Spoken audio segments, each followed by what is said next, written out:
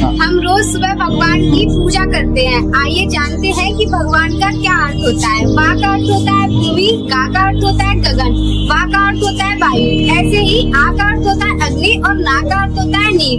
यही वो 5 तत्व हैं जो हमारे जीवन का आधार है। तो संदेश यही है कि पर्यावरण ही भगवान का एक रूप है।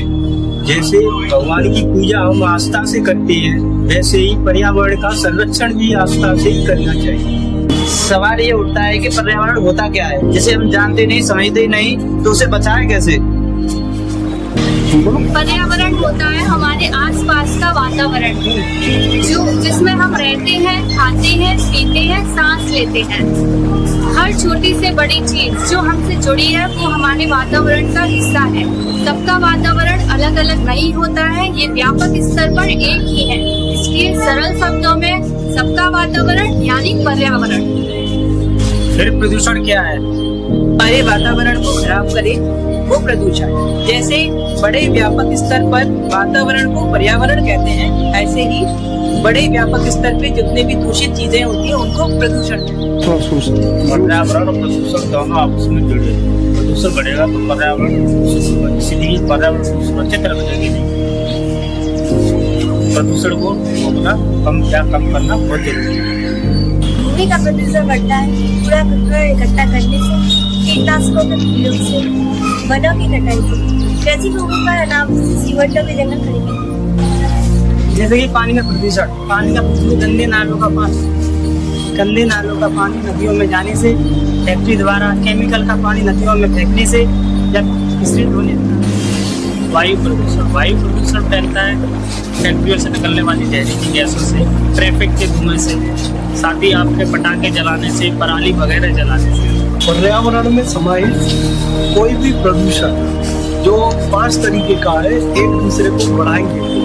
किसी भी प्रदूषण का संतुलन बिगड़ने से, किसी भी तत्व का संतुलन गड़बड़ाने से अन्य तत्व का संतुलन अनायास ही स्वयं गड़बड़ा जाता है।